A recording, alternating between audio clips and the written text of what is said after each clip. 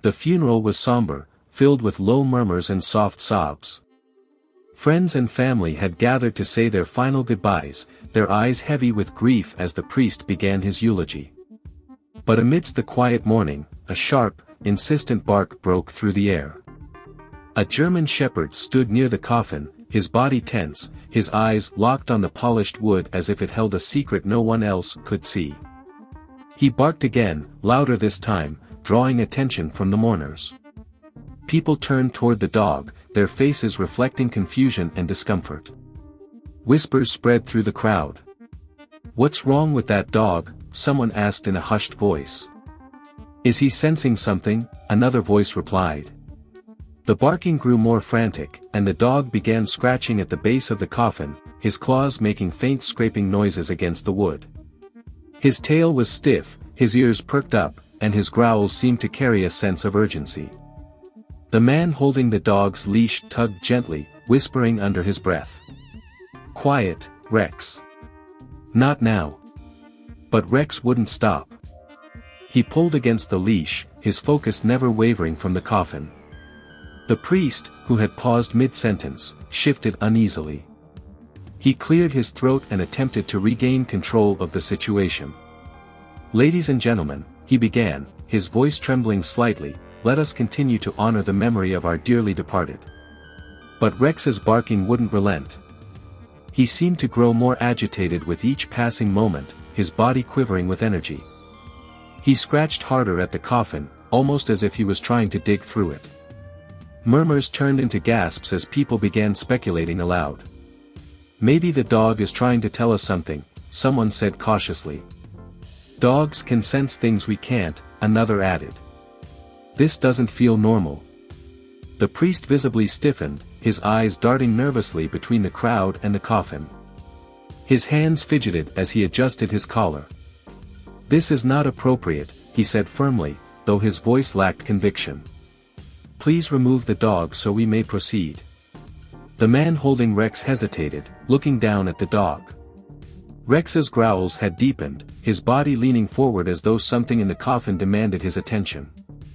The man finally spoke, his voice steady but filled with doubt. "I think we need to open the coffin." The room fell silent. Eyes widened, and mouths dropped open.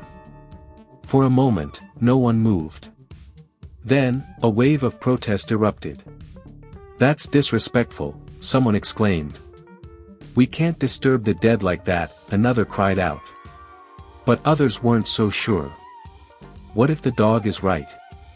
What if something's wrong? The priest's face turned pale. "No," he said abruptly, raising his hands. "We mustn't desecrate the coffin. This is a sacred moment. Let it rest as it is." But the dog's behavior was too persistent to ignore.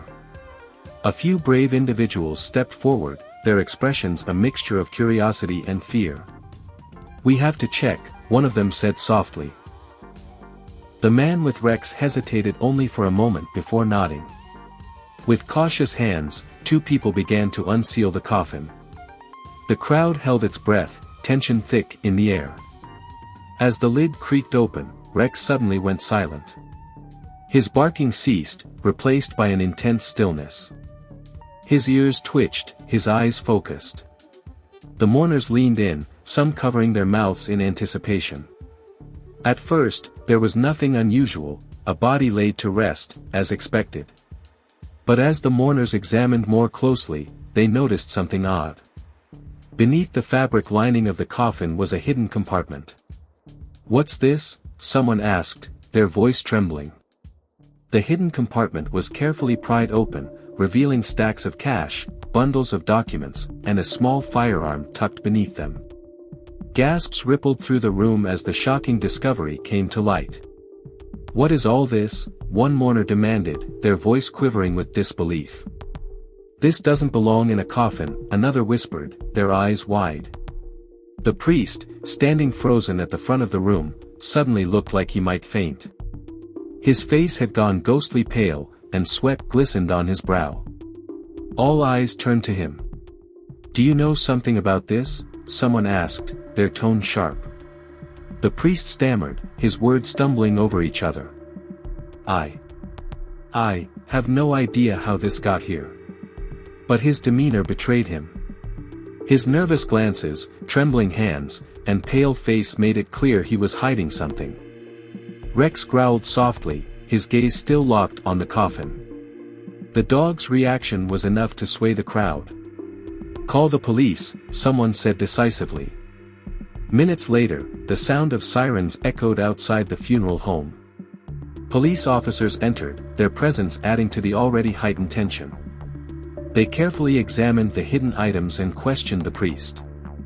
The documents revealed an elaborate fraud scheme, implicating multiple people, including someone who had clearly tried to hide the evidence in the most unsuspecting place, a coffin. The priest's composure crumbled under the pressure. "All right," he finally shouted. "I confess. I was involved, but I didn't do anything to harm him. I swear." The crowd erupted in shock and anger as the priest was taken into custody. Through it all, Rex sat calmly, his job done. He had uncovered the truth when no one else could. The mourners looked at him with a mixture of awe and gratitude. In the end, the funeral became less about mourning and more about uncovering a web of deceit. And it was all thanks to a dog who wouldn't stop barking.